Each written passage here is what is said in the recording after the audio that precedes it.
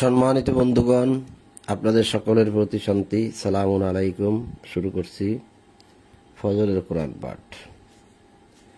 সকল প্রশংসা জগৎসমূহের প্রতিপালক আল্লাহর জন্য, সকল পবিত্রতা জগৎসমূহের প্রতিপালক আল্লাহর জন্য। ইলহামদাতা আল্লাহ, আপনি পবিত্র। আমার রব, আমি আপনার আশ্রয় প্রার্থনা করি শয়তানের প্ররোচনা হইতে। আমার রব, আমি আরো আশ্রয় প্রার্থনা করি আমার নিকট উহাদের উপস্থিতি হইতে।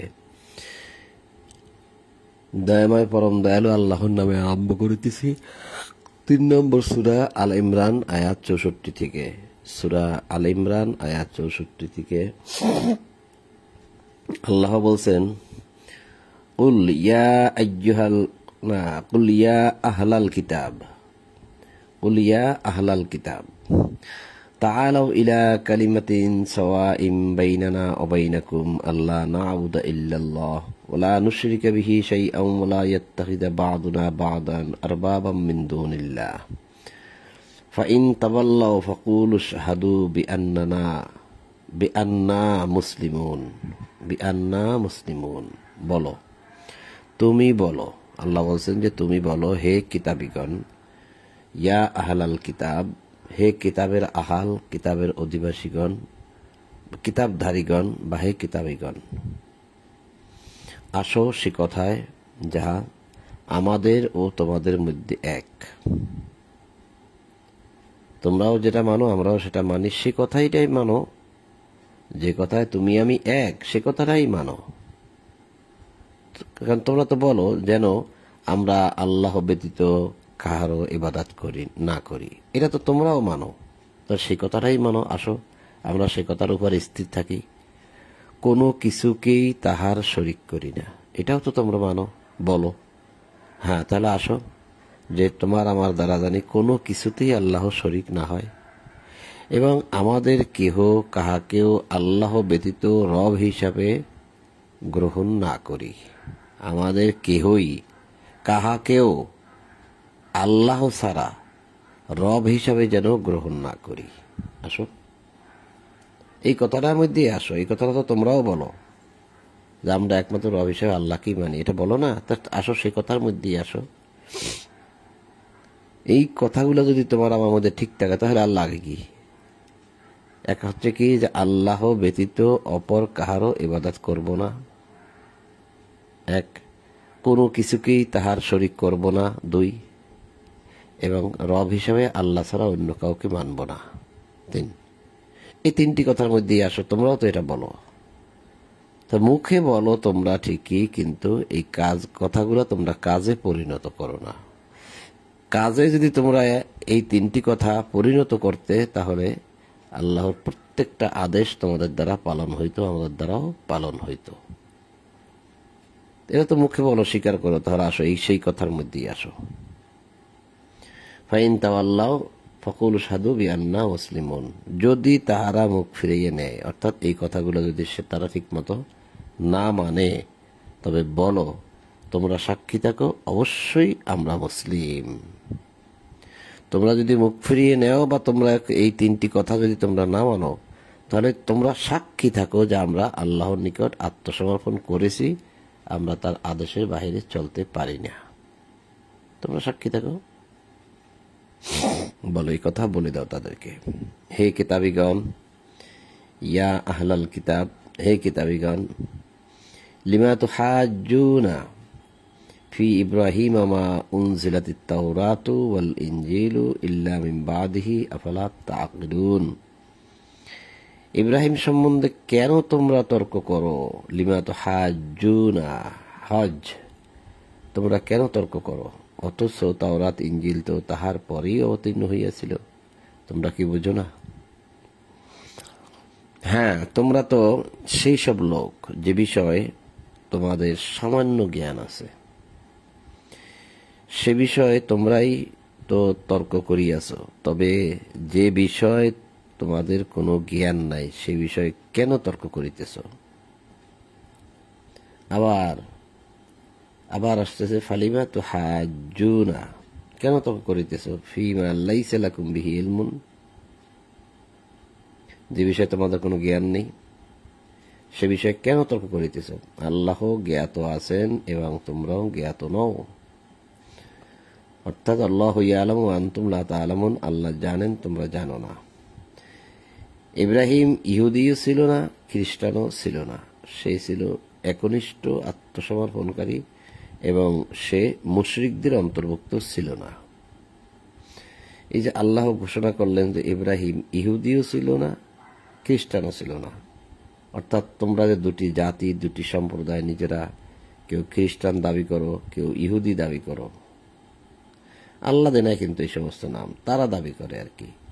ইহুদি, যে মা কানা ইব্রাহিম ইয়াহুদিয়াও ওয়ালা নাসরানিয়াও, যে তোমরা ইহুদি দাবি করো, নাসারা দাবি করো, কিন্তু এর কোনোটাই তো ইব্রাহিম ছিল না।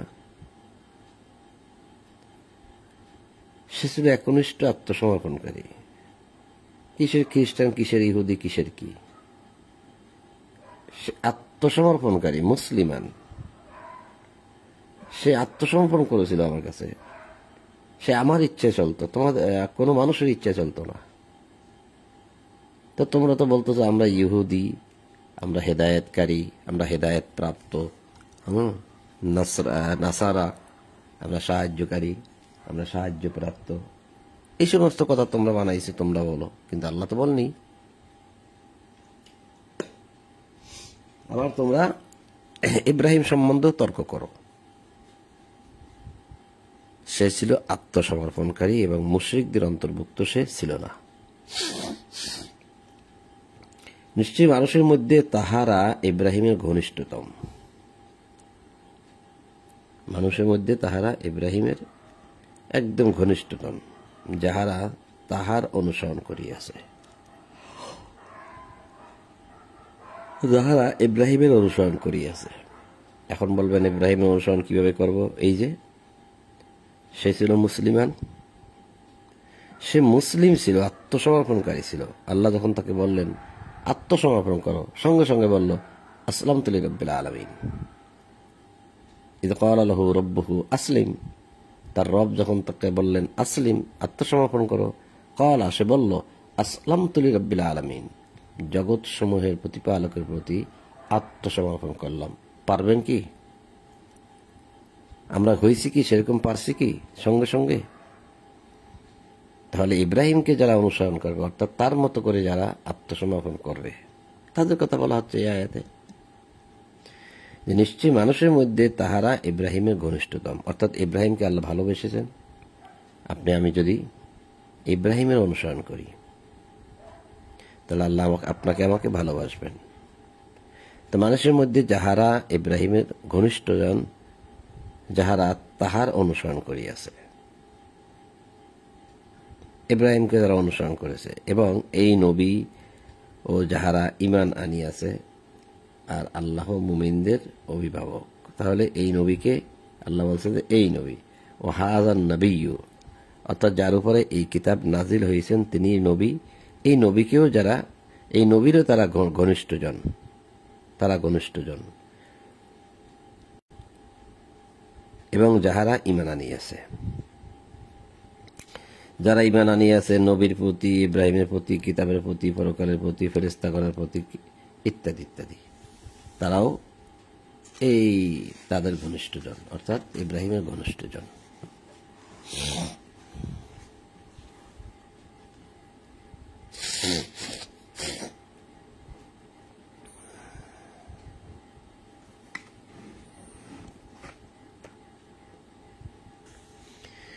কিতাবীদের একদল চায় যেন তোমাদেরকে বিপদগামী করিতে পারে, অথচ কিতাব পড়ে। কারণ তারা ইহুদি, তারা খ্রিস্টান, তারা কিতাবধারী। তারা চায় তোমরা যেন বিপদে পড়ো, অথচ তাহারা নিজেদেরকেই বিপদগামী করে, কিন্তু তাহারা উপলব্ধি করে না। তারা চায় যে তোমরা বিপদে পড়ো, অথচ তারাই বিপদে পড়ে আছে, তারা জানে না এটা। হে কিতাবীগণ, তোমরা কেন আল্লাহর আয়াতকে অস্বীকার করো, যখন তোমরাই সাক্ষ্য বহন করো, তোমরাই কিতাব বহন করো, তোমরাই কিতাব পড়ো, তোমরাই মানুষকে কিতাবের বিধান জানাও? তাহলে কেন তোমরা আল্লাহর আয়াতকে অস্বীকার করো? তার মানে তারা কিতাব পড়ে শোনায়, কিতাব পড়ে, অথচ এই আয়াতকে তারাই অস্বীকার করে। কেমন কথা!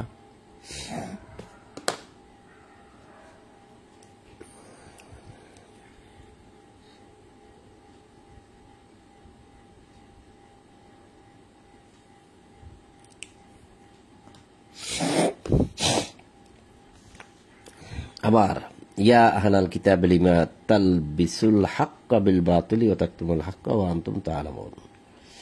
হে কিতাবীগণ, ইয়া আহলাল কিতাব, হে কিতাবীগণ, তোমরা কেন সত্যকে মিথ্যার সঙ্গে মিশ্রিত করো এবং সত্য গোপন করো কেন, যখন তোমরা জানো?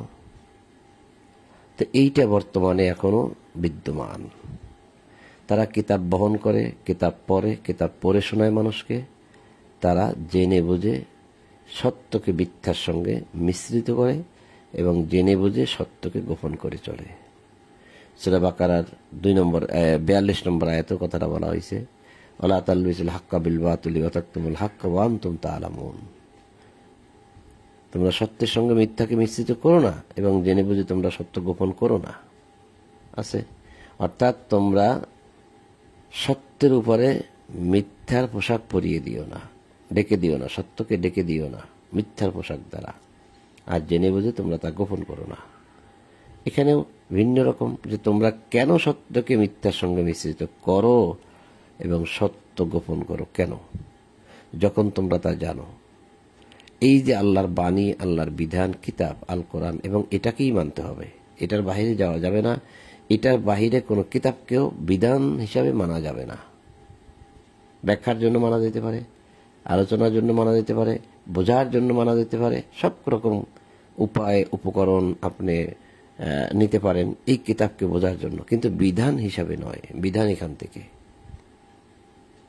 তাহলে এই কাজটা এখন বর্তমানে একদম অহরহর।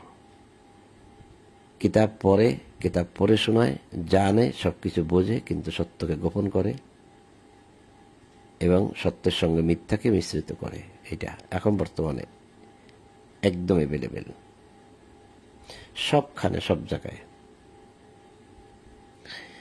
কিতাবীদের একদল বলিল, যাহারা ঈমান আনিয়াছে তাহাদের প্রতি যাহা অবতীর্ণ হইয়াছে তোমরা দিনের প্রান্তে মানে শুরুতে তাহা বিশ্বাস করো এবং দিনের শেষে তাহা প্রত্যাখ্যান করো, হয়তো তাহারা ফিরিবে। মানে এই কিতাবীরা নাকি ফিরে যাবে। এই কিতাবীরা যাদের প্রতি এরা বিশ্বাস, মানে এই যে যাহারা ঈমান আনিয়াছে, কিসের উপর ঈমান আনিয়াছে? এই কিতাবের প্রতি। সে হোক ইহুদি, হোক খ্রিস্টান, বা হোক যে কেউ। তাহলে তারা যে ঈমানটা আনলো এটার প্রতি, তো ঠিক আছে, তোমরা মানে প্রথম দিকে ঈমান আনলেও শেষের দিকে তোমরা ঈমানটাকে প্রত্যাখ্যান করো আর বিশ্বাস করিও না। আমাদের কাছে আছে তাওরাত, ইনজিল, এটাই যথেষ্ট। নতুন করে যেটা অবতীর্ণ হয়েছে, এই যে অবতীর্ণ হয়েছে, এটাকে তোমরা তো মানার দরকার নেই। শুরুর দিকে মেনেছো, এখন তোমরা প্রত্যাখ্যান করো। কেমন কথা তারা বলে। আর যে ব্যক্তি তোমাদের দ্বীনের অনুসরণ করে তাহাদেরকে ব্যতীত আর কাহাকেও বিশ্বাস করিও না। যে ব্যক্তি তোমাদের দ্বীনের অনুসরণ করে, তোমাদের দ্বীনের, তাকে ব্যতীত আর কাহাকেও বিশ্বাস করিও না। বলো আল্লাহর নির্দেশিত পথই একমাত্র পথ। বলো আল্লাহর দেখানো পথই একমাত্র পথ। ইহা এই জন্য যে তোমাদেরকে যাহা দেওয়া হয়েছে অনুরূপ আর কাহাকেও দেওয়া হইবে, অথবা তোমাদের প্রতিপালকের সম্মুখে তাহারা তোমাদেরকে যুক্তিতে পরাভূত করিবে। বলো অনুগ্রহ আল্লাহরই হাতে, দয়া আল্লাহরই হাতে। বলো অনুগ্রহ আল্লাহর হাতে, তিনি যাকে ইচ্ছা তাহা প্রদান করেন। আল্লাহ প্রাচুর্যময়, সর্বজ্ঞ।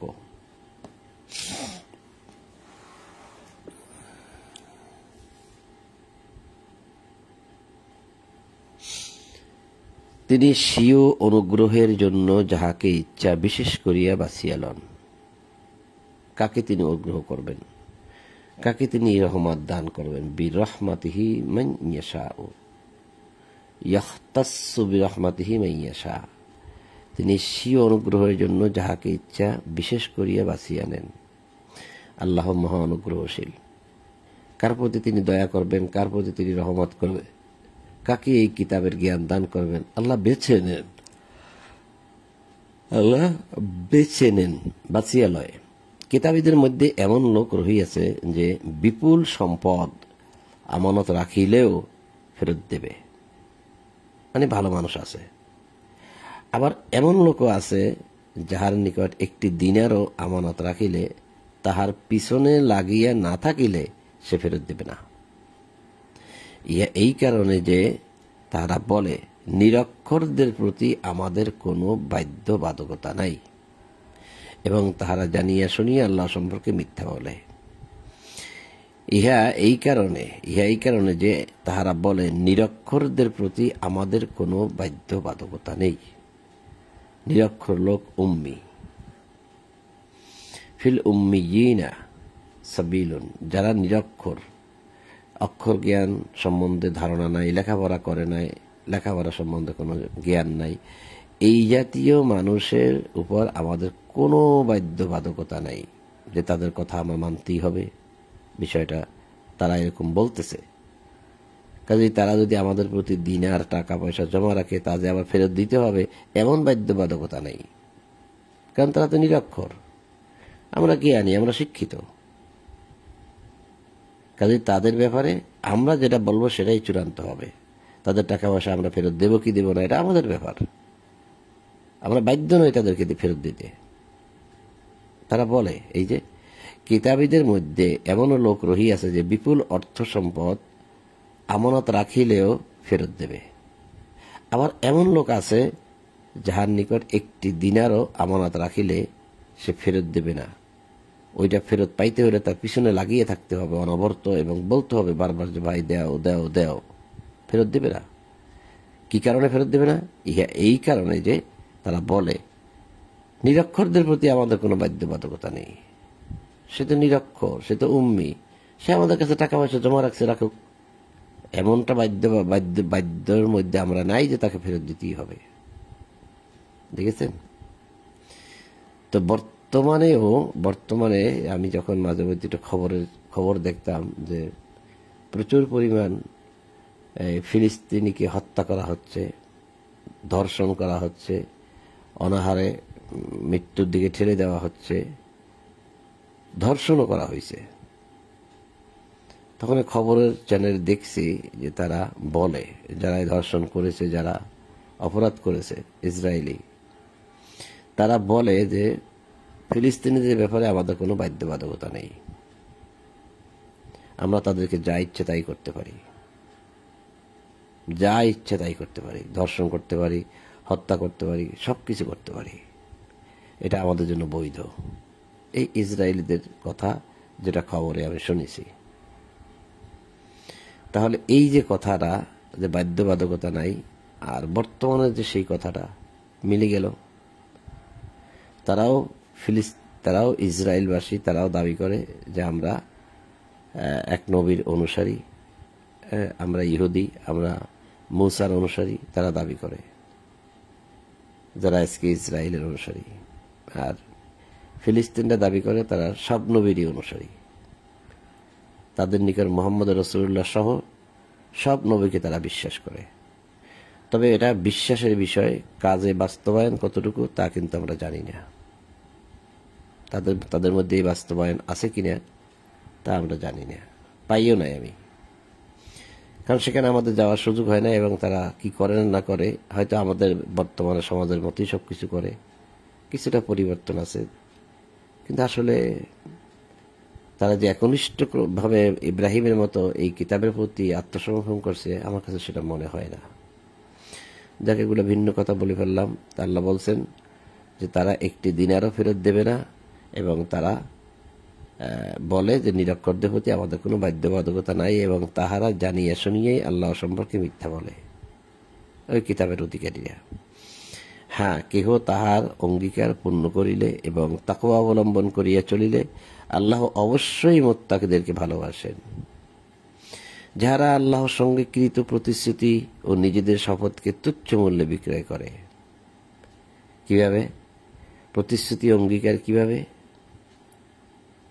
আল্লাহর সঙ্গে ওয়াদা করে বা আল্লাহকে প্রতিশ্রুতি দিয়ে তারপর আমরা পৃথিবীতে আসছি যে তাকে রব হিসাবে মানব, তার প্রত্যেকটা আদেশ নিষেধ আমরা পালন করব। এই যে প্রতিশ্রুতি দিয়ে আমরা পৃথিবীতে আসছি, হ্যাঁ, সেই প্রতিশ্রুতি তারা তুচ্ছ মূল্যে বিক্রয় করে, অর্থাৎ ধর্মের বিনিময়ে তারা খায়। তারা কিন্তু ওয়াদা করে আসছে তারা এগুলো করবে না, সামান্য টাকা পয়সার বিনিময়ে তারা সব জলাঞ্জলি দিচ্ছে, সব অপরাধের সাথে তারা জড়িত হচ্ছে। পরকালে তাহাদের কোনো অংশ নাই। তারা যে ধর্মের বিনিময়ে খায়, ধর্ম প্রচারের বিনিময়ে এটা করে, আল্লাহ বলছে পরকালে তাদের কোনো অংশ নেই। কিয়ামতের দিন আল্লাহ তাহাদের সঙ্গে কথা বলিবেন না এবং তাহাদের দিকে চাইবেন না এবং তাদেরকে পরিশুদ্ধ করবেন না। কতগুলো কথা বললেন আল্লাহ। তাহাদের জন্য মর্মান্তিক শাস্তি রহিয়াছে। এটা সূরা বাকারার 174 নম্বর আয়াতে, এই আয়াতের অংশবিশেষ সেখানে রয়েছে যে কিয়ামতের দিন আল্লাহ তাদের সঙ্গে কথা বলবেন না এবং তাদের দিকে চাইবেন না এবং তাহাদেরকে পরিশুদ্ধ করবেন না। আর নিশ্চয়ই তাহাদের মধ্যে একদল লোক আছে যাহারা কিতাবকে জিহ্বা দ্বারা বিকৃত করে, যাহাতে তোমরা উহাকে আল্লাহর কিতাবের অংশ মনে করো, কিন্তু উহা কিতাবের অংশ নয়। এবং তাহারা বলে উহা আল্লাহর পক্ষ হইতে, কিন্তু উহা আল্লাহর পক্ষ হইতে নয়। এই শ্রেণীর মানুষ এখন সব জায়গায় পাবেন, যে তাদের মধ্যে একদল রয়েছে যারা কিতাবকে জিহ্বা দ্বারা বিকৃত করে, খুব সুর দিয়ে, তাচ্ছিল্য দিয়ে, খুব চেঁচামেচি করে কিতাব পাঠ করে। কোন কিতাব থেকে পাঠ করে? যাতে তোমরা মনে করো যে ওরা কিতাবের অংশ পাঠ করে, কিন্তু ওটা আল্লাহর কিতাবের অংশ নয়। তাহলে ওটা কি? ওটা মানুষের তৈরি করা কিতাব, তাদের কেউ না কেউ বানিয়ে দিয়েছে। এবং তারা বলে যে উহা আল্লাহর পক্ষ হইতে, তারা যেটা বলতেছে সেটা আল্লাহর পক্ষ হইতে। আল্লাহ বলতেছে না, ওটা আল্লাহর পক্ষ হইতে নয়। কেমন কথা! এদেরকে কিন্তু সব জায়গায় পাওয়া যাচ্ছে, সব জায়গায়।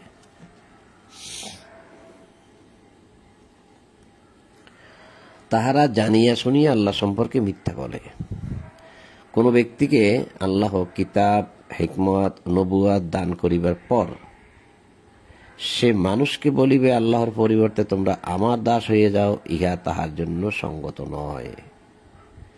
যাকে আল্লাহ কিতাব দেবেন, হিকমত দেবেন, অর্থাৎ এই কিতাবের জ্ঞানটা কিভাবে সমাজের মধ্যে প্রয়োগ করতে হবে সেই জ্ঞানটাও দিবেন, এবং যদি কাউকে আল্লাহ নবুয়াত দান করেন, সে আর মানুষকে ওই কথা বলতে পারে না যে আল্লাহর পরিবর্তে তোমরা আমার দাস হয়ে যাও। সে কখনো এই কথা বলতে পারে না, ইহা তাহার জন্য সঙ্গত নয়।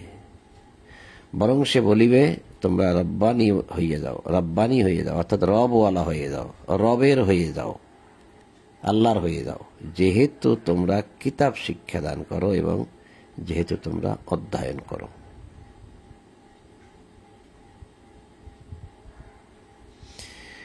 ফেরেশতাগণকে নবীগণকে প্রতিপালক রূপে গ্রহণ করিতে সে তোমাদেরকে নির্দেশ দিতে পারে না। ফেরেশতাগণকে রব বানাতে পারে না, রব হিসাবে গ্রহণ করতে পারে না। নবীগণকেও রব হিসাবে গ্রহণ করতে সে পারে না, কেউ পারে না। সে তোমাদেরকে নির্দেশ দিতে পারে না। তোমাদের মুসলিম হওয়ার পর সে কি তোমাদেরকে কুফরির নির্দেশ দিবে? মুসলিম হওয়ার পর আবার কি সে নির্দেশ দিবে যে তোমরা মুসলিম হইও না, অস্বীকার করার নির্দেশ দিবে?